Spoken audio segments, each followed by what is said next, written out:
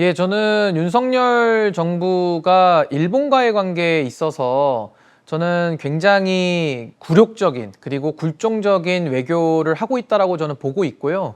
그걸 넘어서서 이제는 좀 더 일본에게 대한민국의 모든 국가적인 이익을 다 희생해서라도 일본에게 모든 거를 다 퍼주는 식의 일방적인 외교 정책을 유지하고 있다라고 보는데, 그 구체적인 예를 살펴보면은 처음에 강제징용 판결에 대해서 대법원이 판단을 내렸는데 그걸 무시하고 일본에게 구상권 청구도 안 하겠다, 이런 좀 어처구니 없는 입장을 밝히기도 했고요. 뭐 위안부 문제, 또 강제징용 문제도 다 그냥 우리가 더 이상 책임 묻지 않겠다, 뭐 이런 입장이고, 뭐 라인 사태에서도 뭐 일본에 대해서 항의조차 하지 못하는 이런 모습들, 그리고 후쿠시마 오염수 국면에서도 대한민국에는 아무런 이익이 없는데 그냥 무작정 일본이 하자는 대로 또 따라간 경우도 있었고요.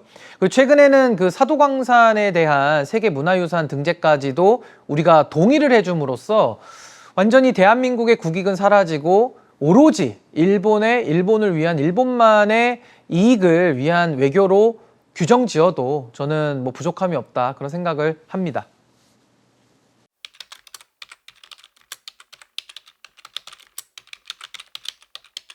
대한민국의 외교에 있어서 대한민국 대통령이 일본의 이익을 위해 주고 있으니까 이게 국민들이 좀 어처구니가 없고 이해도 안 되고, 도대체 이런 대통령을 더 자리에 놔둬도 되는가라는 근본적인 의구심까지 들고 있는 건데요.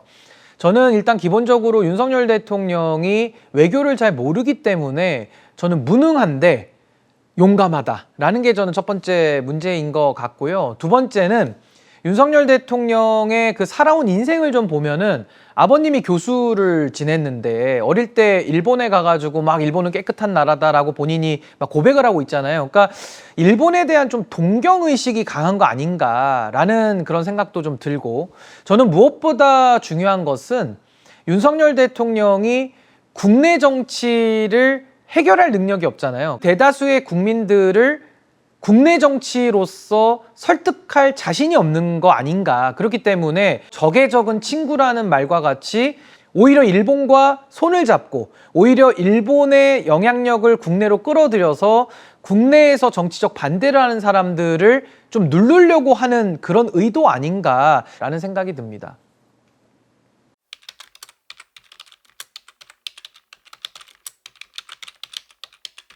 근데 이제 우리나라와 일본과의 관계만 놓고 볼 수는 없을 것 같고요. 아무래도 우리가 이제 한미일 공조라고 해서 이제 국민의힘 의원들이 그때 김병주 의원한테 아마 혼난 적이 있을 거예요. 일본하고의 관계를 한미일 동맹이다 이렇게 표현해가지고 김병주 의원이, 이제 민주당의 김병주 의원이 이제 정신 나간 사람들이다 이렇게까지 해가지고 이제 사과를 받아냈다는 일화까지 있는데, 저는 일본과의 관계에 정말 아낌없이 주는 나무처럼 윤석열 대통령이 임하는 것은, 전 일본과의 관계뿐만 아니라 미국에 대해서도 대한민국 국민들 중에 일부가 가지고 있는 대미 사대주의라 그럴까요? 전 이것도 좀 연관되어 있는 거 아닌가라는 생각이 듭니다. 그래서 마치 한미일 공조를 넘어서서 한미일 동맹까지 격상시켜야 된다라는 그런 인식을, 저는 아주 소수의 국민들이지만 이 사람들은 그런 인식을 갖고 있다라고 저는 생각을 하고요. 아주 공교롭게도 그 소수의 사람들이 지금 윤석열 대통령의 지지율을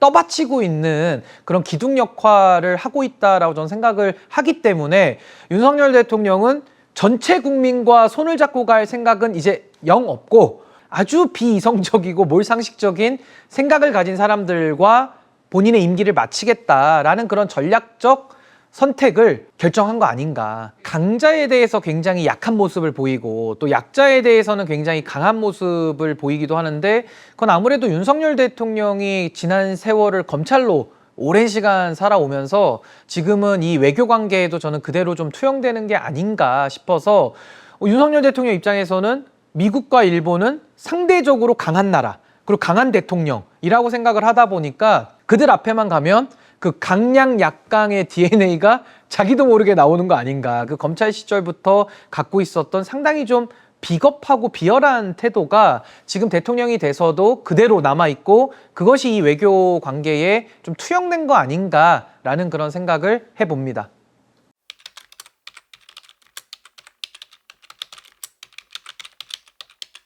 저는 이제 굴종적인 굴욕적인 외교의 수준은 저는 넘어선 거 아닌가라는 생각합니다. 왜냐하면 이제 사도광산의 그 문화유산 등재까지도 우리가 동의해주는 이런 현실 속에서는 이거는 뭐 완전히 매국 외교 아닌가라는 생각이 들고, 조금 더 연장한다면 일본에 대해서 식민사관을 갖고 있는 것이 분명한 사람들을 이제 독립기념관에 관장까지 앉히고 있잖아요.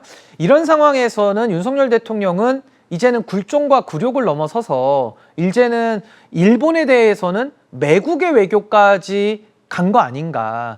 이 비판이 지나치다라고 생각한다라면은 아마 대통령실에서 반박 의견을 좀 내야 되지 않을까. 저 그런 생각이 듭니다.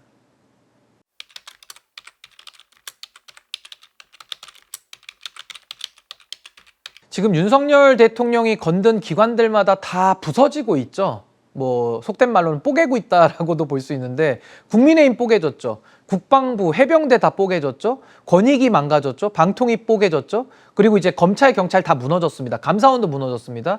이제는 하다하다가 이제 독립기념관까지 무너뜨리고 있는 건데, 독립기념관장으로 지금 친일적인 사관을 갖고 있다는 사람을 임명을 한 거거든요. 근데 여기에 대해서 국민들이, 거의 대다수의 국민들이 반대하고 비판하고 있는데도 이 인사를 고치지 않습니다. 그냥 국민들은 지져라. 우리는 우리의 길 간다. 거의 이런 식으로 국민의 민심과는 완전히 영구결별의 길을 선택해서 가고 있다고 저는 보여지는데, 최근에도 김문수 고용노동부 장관 후보자도 국민들이 동의할 수 없는 인사고, 또 이진숙 방통위원장도 역사의식이나 문제의식에 있어서 대다수의 국민과는 완전히 이질적인 인식을 갖고 있는 사람을 또 앉혔고, 이번에 그 활용점정이 아마 독립기념관장으로 이제 김영석 그 교수를 갖다가 임명을 한 건데, 이분이 갖고 있는 일본에 대한 인식, 이분이 갖고 있는 대한민국의 그 아픈 역사에 대한 인식은 대부분의 국민들이 동의할 수 없는 인식을 갖고 있거든요. 근데 이런 사람을 독립기념관의 관장으로 임명한다라는 것은 전 윤석열 대통령 인사 중에 저는 가장 잘못된 인사라고 생각을 하고요. 대다수의 국민들과는 더더욱 멀어지는 길을 윤석열 대통령은 택한 거 아니냐라는 생각이 듭니다.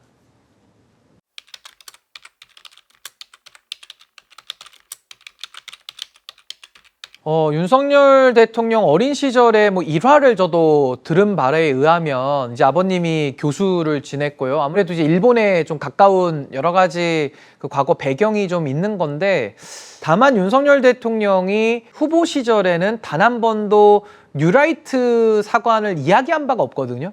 그러니까 표가 필요할 때는 국민 대다수가 동의하는 역사관과 그런 세계관에 동의한다라고 해놓고, 정권을 잡고 나니까 마치 사람이 화장실에 들어갈 때와 나올 때가 다른 것처럼 완전히 뉴라이트로 돌변해가지고 과거 MB 대통령 시절의 그 뉴라이트보다 더 악질적인 뉴라이트와 이 손을 잡고 국정 운영을 펼치는 이런 모습은 매국 DNA보다는 그가 행해왔던 모든 외교 정책들이 다 매국적이었다. 전 여기에 대해서는 반박하기가 매우 어렵지 않을까라는 생각이 듭니다.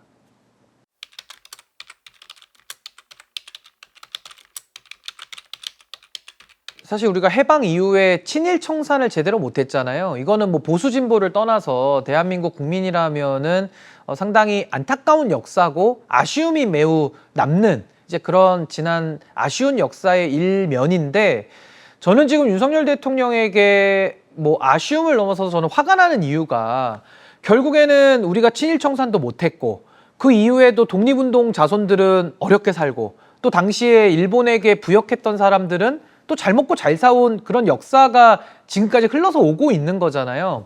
그런 상황 속에서 대통령이 됐는데 굳이 뉴라이트라고 해가지고 이명박 정부 시절에 잘못된 역사관을 가지고 한번 우리나라를 운영을 했었고, 그때 심판받은 세력을 갖다가 다시 부활을 시켜서 또 그 사람들에게 공적인 일을 맡긴다라고 하는 것은, 저는 뭐 윤석열 대통령 옆에 있는 그런 간신들도 문제지만은 가장 큰 문제가 윤석열 대통령 자체가 역사의식 부재, 그리고 잘못된 역사관, 이걸 그대로 갖고 있는 거라고 저는 보는 거고요.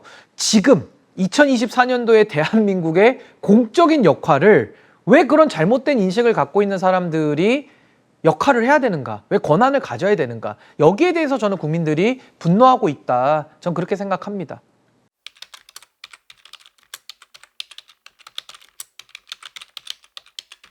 우선 첫 번째로는 지도자들이 역사의식이 없다 보니까 뭐가 옥석인지를 가리지 못하는 저는 지도자들에게 가장 큰 문제가 있다고 생각을 하고요. 그 대표적인 인물이 이제 윤석열 대통령인 거고, 저는 앞으로도 이제 윤석열 대통령 다음을 생각한다라고 한다면은 우리가 청산해내지 못한 이 미완의 역사, 저는 다시 한번 정리하는 그런 지도자의 해안이 필요하다라고 보고, 그동안의 MB, 윤석열 이 두 대통령 시대를 겪어오면서 뿌려놓은 이 잔재의 씨앗들을 다시 한번 또 골라내는, 청산해내는 그런 역사적 단죄의 작업이 한 번 더 필요하지 않을까. 아마 제가 정치를 본격적으로 하게 되는 저희 세대가 더 해야 될 그런 숙제 아닐까라는 생각도 가져봅니다.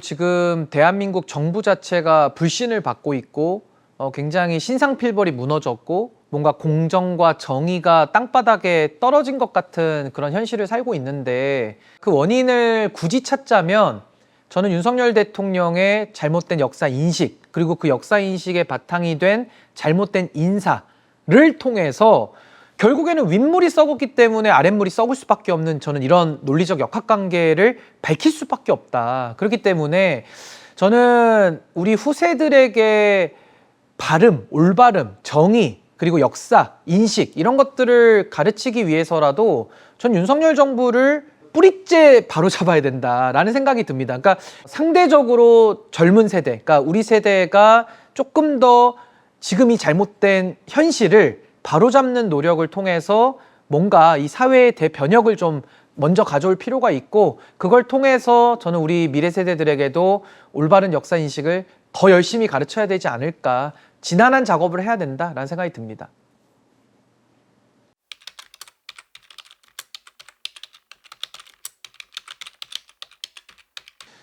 지금 대한민국의 곳곳이 무너져 내리고 있죠. 사실은 이제는 우리의 영혼과 혼까지 다루는 그 역사의식, 민족의 정체성까지도 지금 건드려지고 있기 때문에 국민들이 분노하시는 건데, 저는 그래도 우리나라 국민들의 평범한 대중들의 높은 수준을 믿고, 또 지금도 아무리 정부에서 이상한 약간 미친 짓을 해도 박정훈 대령이 나오고 백혜룡 경정이 나오고 여러 그 의인들이 나오고 있잖아요. 그렇기 때문에 저는 지금 이 윤석열 시대의 이 엄혹한, 이 암흑 같은 시대가 조만간 끝날 거기 때문에, 아무리 지도자가 엉망진창으로 여러 가지 나라를 망쳐놓고 있는 현실 속에서도 대한민국의 깨어있는 시민들은 자신의 자리에서 그래도 나름의 올바름의 씨앗들을 심고 있으니까요. 우리가 조금 더 힘을 낸다면은 저는 좋은 시대가 저는 곧 열릴 거라고 확신합니다.